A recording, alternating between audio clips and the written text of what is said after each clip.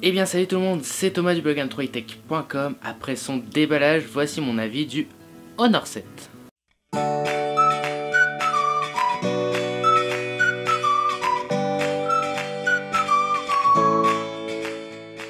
Disponible en noir et blanc pour moins de 300 €, il est comparable au OnePlus 2 et Zenfone Selfie que j'ai pu tester.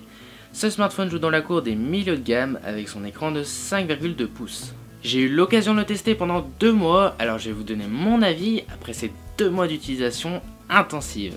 Et on commence tout de suite par les points positifs. Son design est plutôt élégant, mis à part que je trouve ses côtés un peu trop carrés, mais la prise en main se fait très rapidement. Sur le côté gauche, on retrouve un bouton programmable qui est très pratique. On va pouvoir lui ajouter différentes fonctions comme l'ouverture de l'appareil photo en appuyant une fois ou en appuyant 2 fois pour allumer la lampe torche. Ça, c'est super pratique. Sur l'arrière du smartphone, on retrouve le capteur d'empreinte digitale. Au début, ce n'est pas automatique d'aller mettre le doigt derrière pour déverrouiller le téléphone, mais il s'avère très performant, surtout qu'Honor lui a ajouté d'autres fonctionnalités comme le fait de dérouler le centre de notification en glissant son doigt sur le capteur.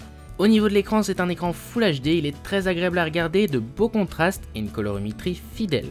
Ensuite, l'application photo m'a particulièrement bluffé, elle est très complète et simple d'utilisation. On retrouve une quantité de fonctionnalités comme le slow motion, le panoramique, le HDR, le timelapse et même un mode appelé appareil photo professionnel. Alors avec celui-là, on va pouvoir régler les ISO, l'ouverture, la luminosité, l'exposition, la balance des blancs, etc. etc. Les photos prises avec le Honor 7 sont très belles en haute comme basse luminosité grâce au capteur Sony de 20 mégapixels avec une ouverture à f2. L'autofocus est très rapide et le double flash arrière est top aussi en basse luminosité. Et le capteur avant de 8 mégapixels fait lui aussi des selfies de qualité en grand angle. Il dispose aussi d'une petite LED pour éclairer vos photos de fin de soirée. Niveau vidéo, il filme en Full HD et se débrouille pas mal du tout, surtout avec l'absence de stabilisateur qui ne se fait pas tant que ça ressentir.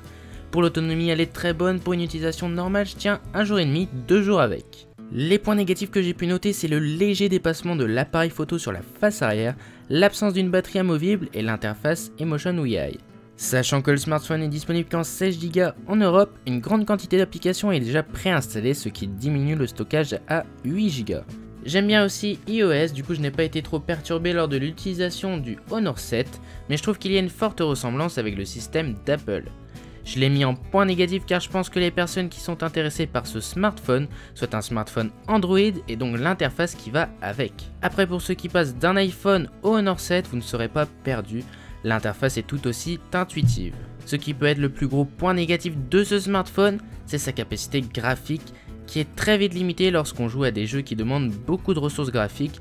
Le jeu a tendance à avoir quelques petits ralentissements, mais sinon sur l'ensemble des jeux il est très bon. Pour conclure, le Honor 7 est un excellent smartphone milieu de gamme qui associe beau design, belle qualité d'écran, capteur photo et biométrique très efficace avec de très bonnes performances pour 300 €.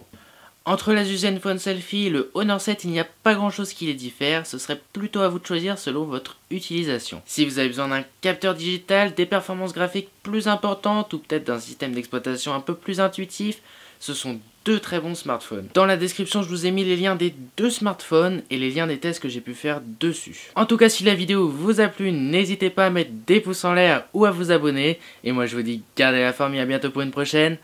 Ciao tout le monde!